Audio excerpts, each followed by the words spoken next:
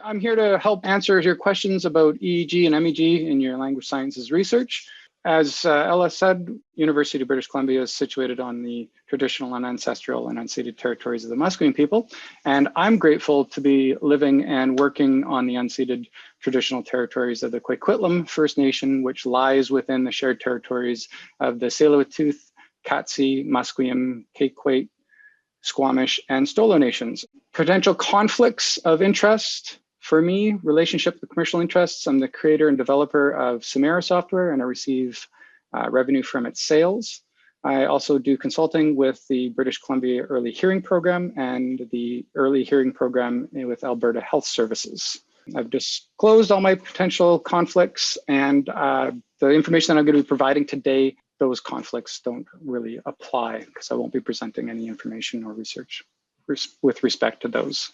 As an overview, I'm actually going to give a quick little neuroimaging overview, and then we're going to dive into some EEG and MEG overview. And I'm going to give some examples of some basic MEG and EEG, and then some advanced analysis. And there'll be a short little thing on machine learning and applications. I'm going to try to keep this as brief as possible so we can leave enough time for your questions. So I apologize if I go a little quickly. Please raise your hand or put in the comments the questions, and I think Ella or Alex will stop me here. This is neuroimaging in a brain shell. Yes, I like corny puns. We have our brain here. What we're trying to do is understand what's going on underneath the hood or in this brain shell. And so here we have a cross section of the brain, and we're just going to zoom up in a little patch of the cortex right up there. And we can see it's full, when we look at the histology of it, it's full of different cells. And the cell that we're typically recording from when we're doing EEG and MEG are these pyramidal cells. And here's a pyramidal cell with the soma or cell body with this large, long apical dendrite. And we have some basal dendrites down here. And there's an axon that would be coming off of that. So I'm going to take a slightly different view. So we have the scalp on the top, the skull, cerebral spinal fluid. We have a gyrus turning into the sulcus here for the gray matter, which is our cortical layer, with all our pyramidal cells oriented perpendicular to that surface, and then the white matter here, which would be all the axons and myelin that is coming off of that. We're going to take a little zoom up here, and we're going to take a look at the microarchitecture of the cortex, and we have a simplified neuron here. So the pyramidal neuron, these are the apical dendrites and the basal dendrites, and we have an axonal connection coming up and connecting to that neuron. We have other cells called glial cells in the brain. And for this demonstration, what I've got showing here is just one of them, which is the astrocyte. And then there are blood vessels to bring blood and nutrients to these cells so they can stay alive. What we have here is we have an action potential here shown in the purple, and it will come along the axon, go down to the terminal bouton, and it's going to release some neurotransmitter. When that happens, it opens up some sodium channels. Sodium rushes into the cell, and that will cause the extracellular space to become negative because you're taking positive charges away from the extracellular space. But that current then flows down this large, thick dendritic arbor and towards the soma. And at the soma, they have these channels, passive leak channels, which potassium leaks out. And when potassium comes out, you're going to be positively charging that extracellular space there. And there is a return current and a return electrical field that is generated from this current flow. So you're going to have a positive electrical field down here at the soma and a negative one here up at the distal part of these apical dendrites. So if we go back and draw your attention back up to the cortical layer, we have that same thing. So this is just from one neuron, but we have a whole bunch of neurons that are creating this, what we call dipolar pattern. So these are dipoles, positive and negative poles of the electrical field. And what we can see is that electrical field then gets transmitted all the way up through the different tissues and onto the scalp. So if we were to stick our electroencephalography, EEG electrodes on the scalp with a little conductive gel, and there are some dry electrodes now out in the market, but I like to use the conductive gel ones, we would pick up positive charges here, or positive electrical fields, sorry, and negative electrical fields. And so that's basically the underlying physiology, electrophysiology of how we're recording EEG.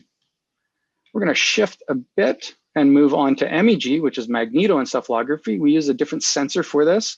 They are called magnetometers or gradiometers, and they're a little coil of wire.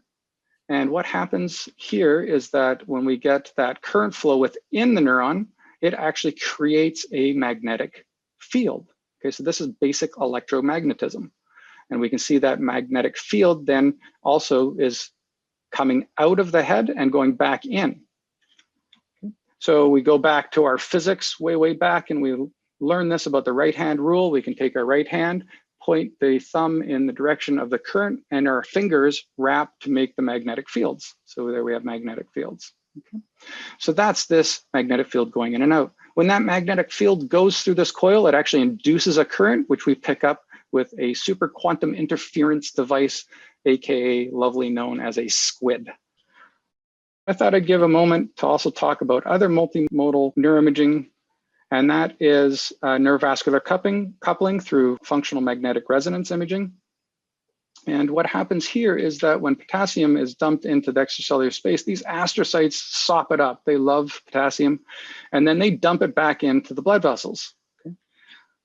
What happens there is that that dumping of potassium causes a vasodilation of these little microcapillaries, and that causes more blood flow and more oxygenated blood to come into this area. Well, the cells are also active. They're actively dealing with the different ion changes and flows.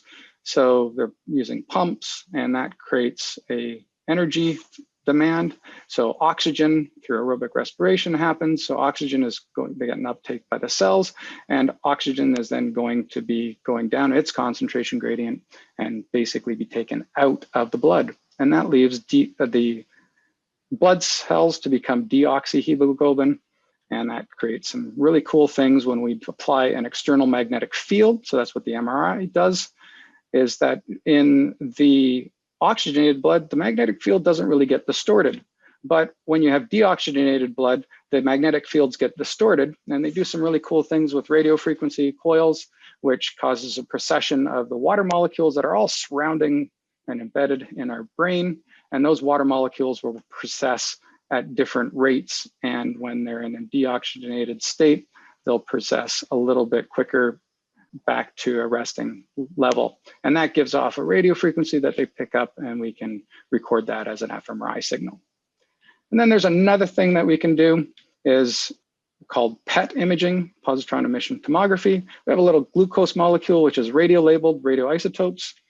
And glucose is also being taken up by the neurons and the astrocytes. So there's a demand for that. Glucose then comes into the cells. And when it does, that radioisotope decays into a positron. It hits with an electron and creates a photon, and that photon emanates out through the brain, and it gets picked up by a PET sensor.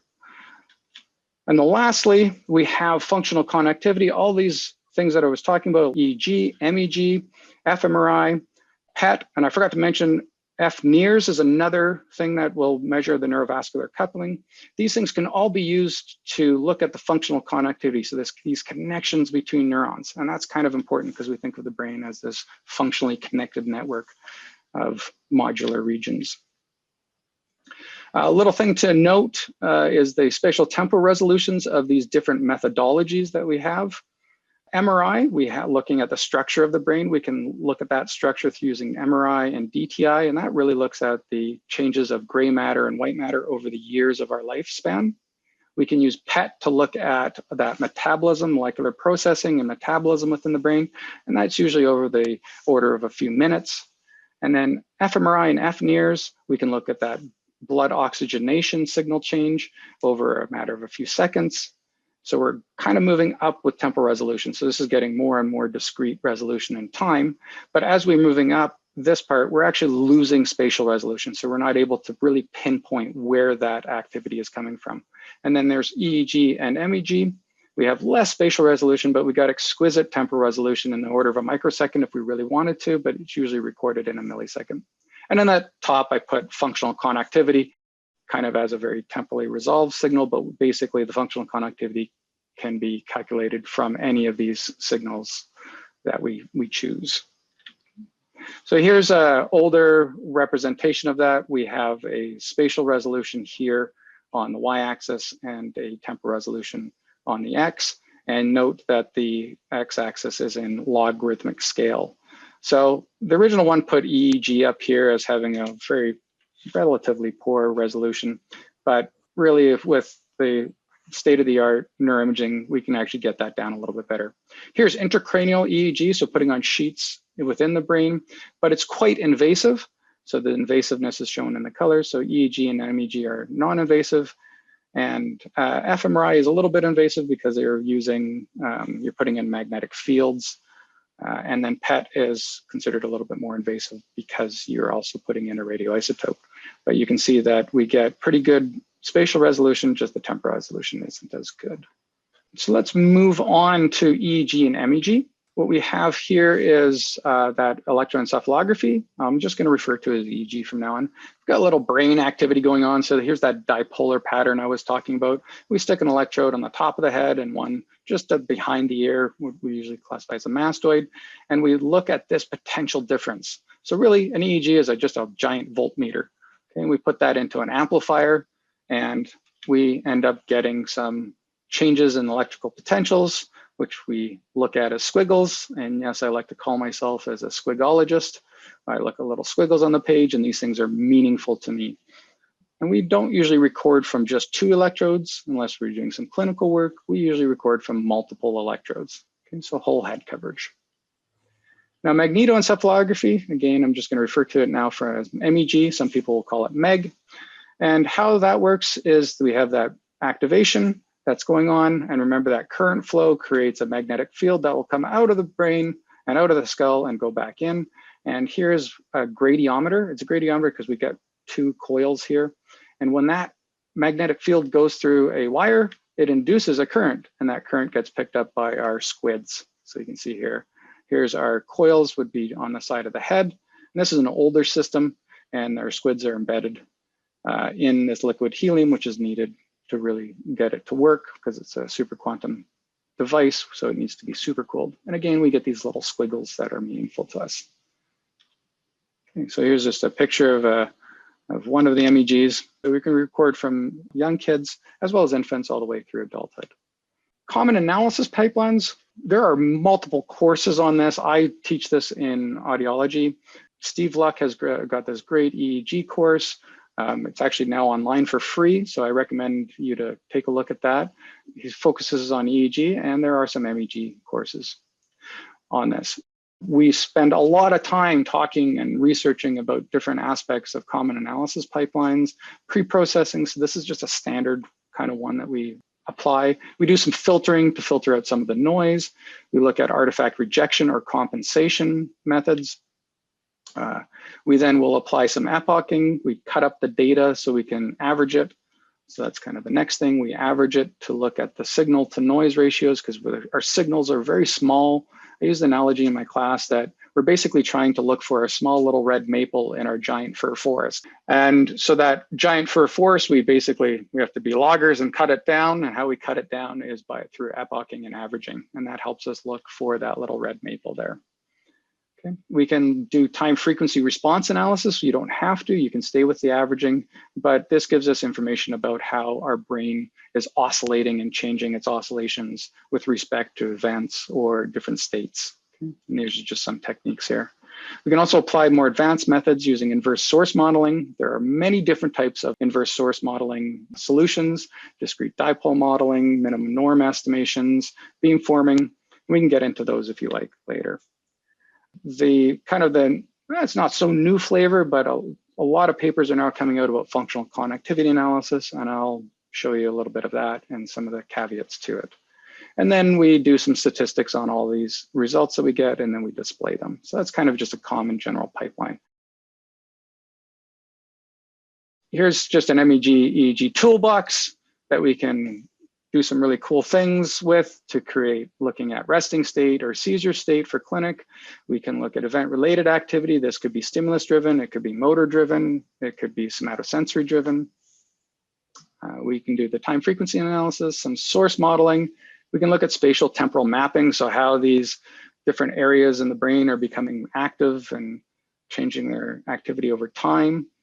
We can also look at the functional connectivity. I think that was coming up here. So this is the network dynamics, how everything was changing.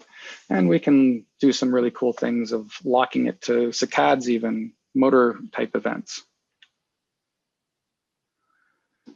Which EEG equipment might be right for you? Well, it depends. So I get this question a lot.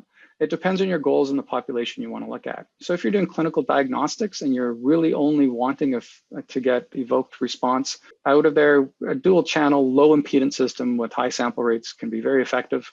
So you don't need these very elaborate research systems, but it depends on what you want. If you're doing epileptic spike monitoring, you'll definitely want to have more channels. For brain research systems, I usually recommend that you have at least 64. 100 is about the sweet spot, but the manufacturers usually say 64, 128, and then 256. 256, if you're doing EEG, is usually overkill. You're just wasting hard drive space just because the field distribution is fairly low for the spatial distribution. You want them to basically be applied quickly because you don't want to get the patients agitated and uncomfortable, especially if you're using, if your population is young infants or kids. You want to have whole head coverage as well as electroocleograms because those might be signals for you if you're looking at saccades. They can be helpful, but they also might be considered noise for your system. Low impedance is what I tend to like.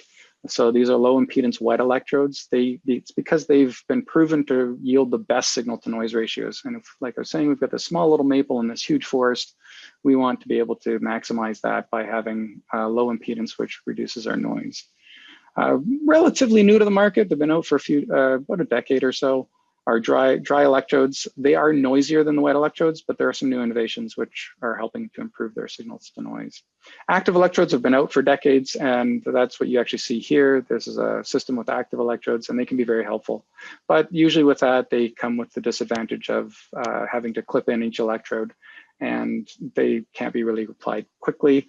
There are other systems out there, which I call the dip and slips. The electrodes are already in there. You dip it in this gel or saline solution, and you just slip it on. And those can be very helpful for doing infant studies. MEG equipment, well, you're pretty much not going to go buy one using an NSERC grant or anything, a small grant, because they're quite expensive and they're very complex. They cost about $4 million to purchase for us, depending on the system you want. They can range from 4 to even up towards 8 million. Some of the reasons for this is that they have to use these very sensitive super quantum interference devices.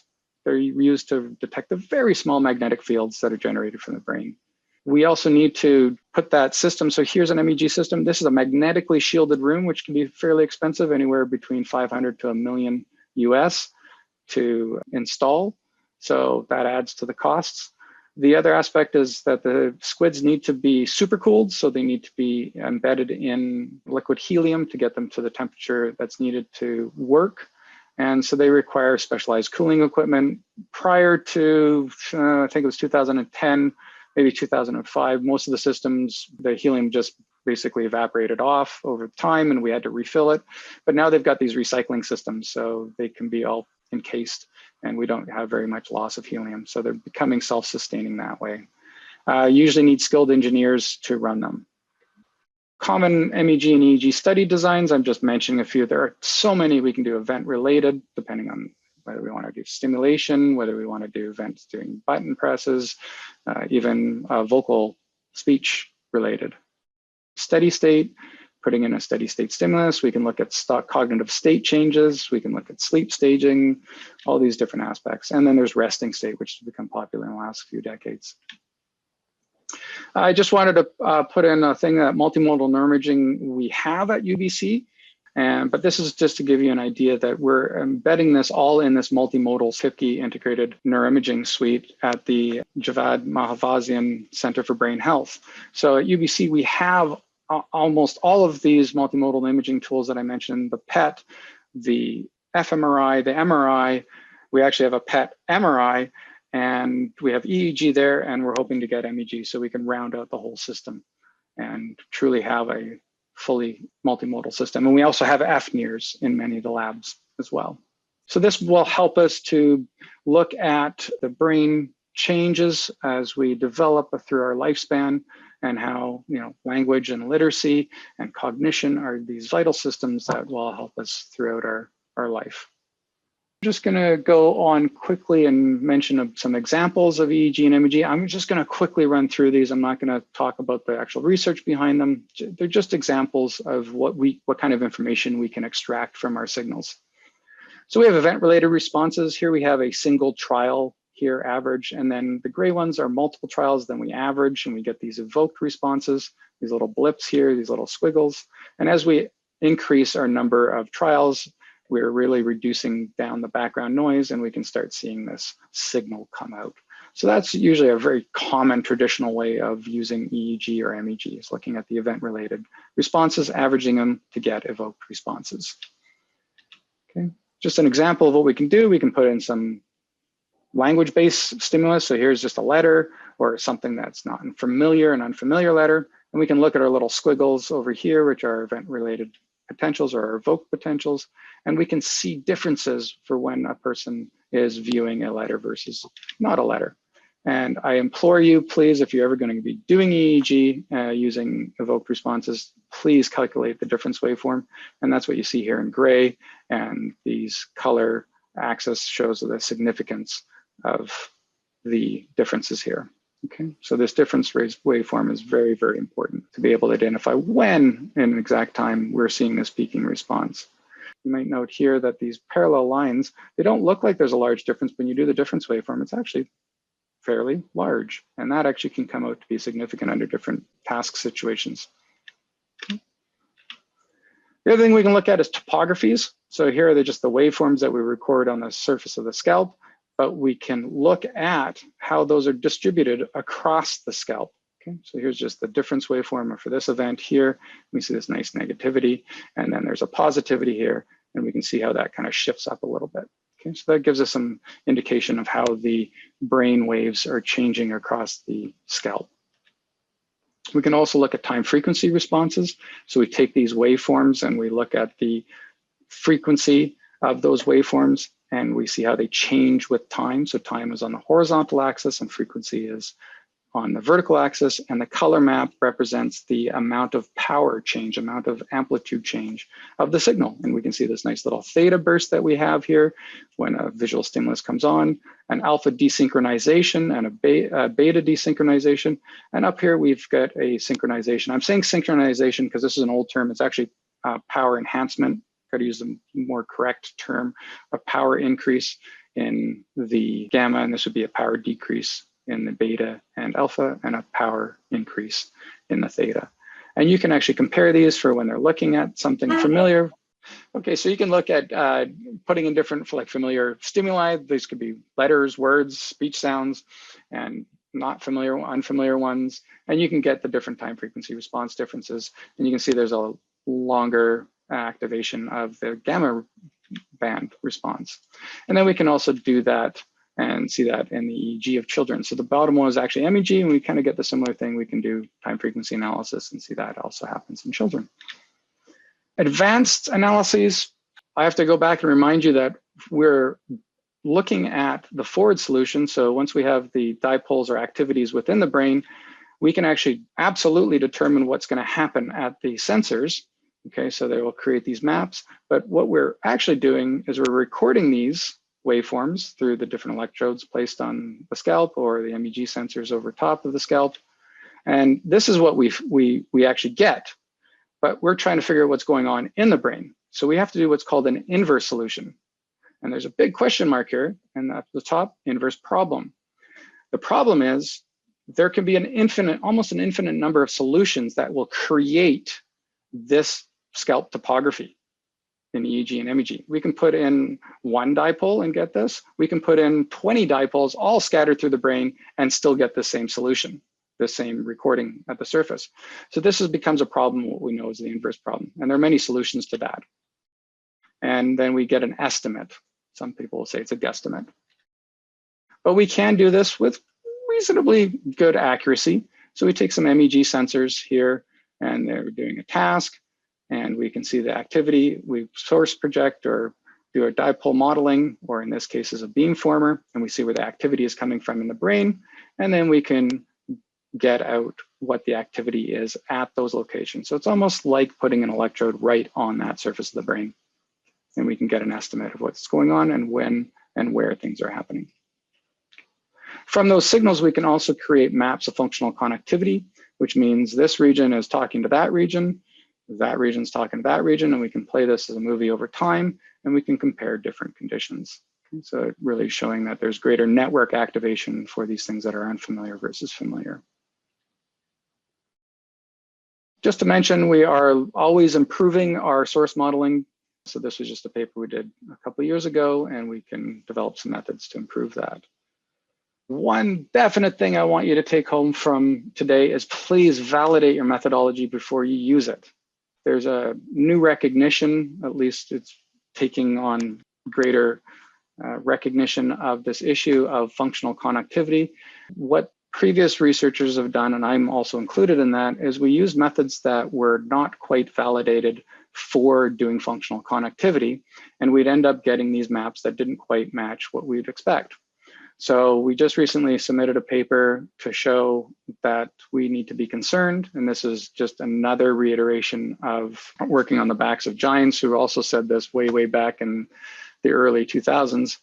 And what this is showing basically is we were able to simulate EEG and MEG using a simulator that I created. And here is the functional connectivity, the true functional connectivity for this area here connected to these two regions, as well as this region connected. So this is the truth. Here is our improved methodology. It basically returns exactly what you would expect. Here's some of the older methodologies which are still being used. And the colored lines are what they found as being true connections. The gray lines are the false connections. So you would actually see these maps. You wouldn't get to know whether this is a blue line is true and these ones are false. You just get this map and you think, oh, look, there's the left auditory cortex is really connected to the visual centers, back in the occipital lobe. And if you use these ones, it looks like the brain is fully connected when the truth is on the left. So we have to be very, very cautious of how we're applying our methodologies. So validate before you use. And I've got some software that will help deal with that, which we're submitting, which is SimMeG. MEG is another term that we use, so that's MEG and EEG. I'm not going to play the video for sake of time. If you're interested, it's on my website. You can take a look at that. I'm going to quickly move on to machine learning approaches to EEG and MEG. Recently diving into machine learning with, thanks, we'll be doing it a lot more through support through language sciences. We're using an EEG experiment that we've already collected, and we're taking a look at how we can train neural networks. So here's some neural networks here, and this is deep learning networks. And we take the EEG data and we know when this person is looking at, in this case, a letter or a pseudo letter, and we take the EEG when it's a letter and we train the network to say, this is what the EEG looks like when it's a letter. This is what it looks like when it's a pseudo letter. And then it changes the weights of all these connections and it says, okay, yep, that's a letter. So yeah, I'm learning that that is a letter and I did the right output.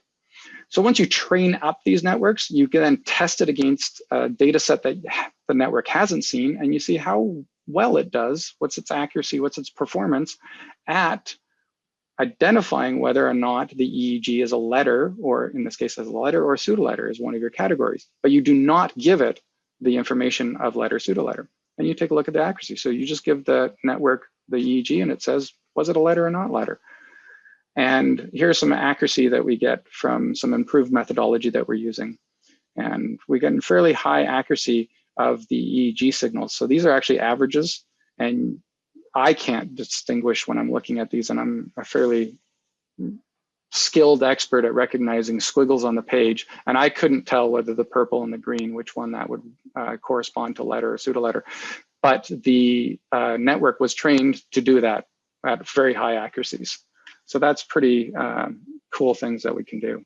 The other thing which I've been doing, and because I'm interested in simulating the brainwaves to create simulators for learners to learn, I looked into using deep learning networks to generate EEG and MEG signals. And I've got a program that will do that, and we're investigating that. So these are what we call generative adversarial networks. So how it works is we get a generator to take some noise. We'll say, generate something that should be pseudo letter. So it generates some synthetic EEG. So this is fake EEG. and it sends it to the trained discriminator and says, this is what I think a pseudo-letter should be. Am I right or wrong? And if you're wrong, it'll go back and it'll say, well, the trained discriminator said it was a letter. It'll go back and tell that the generator is wrong, and it'll tweak the weights here with the noise and create something, a pseudo-letter, and then eventually the generator will fake out the trained discriminator that noise that it created and that synthetic EEG is actually, it looks like a pseudo-letter. And through that, you create synthetic EEG.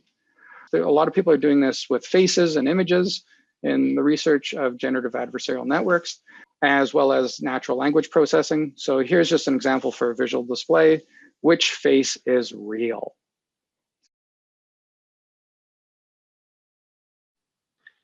And there's the answer. Both faces were computer generated, so both are fake.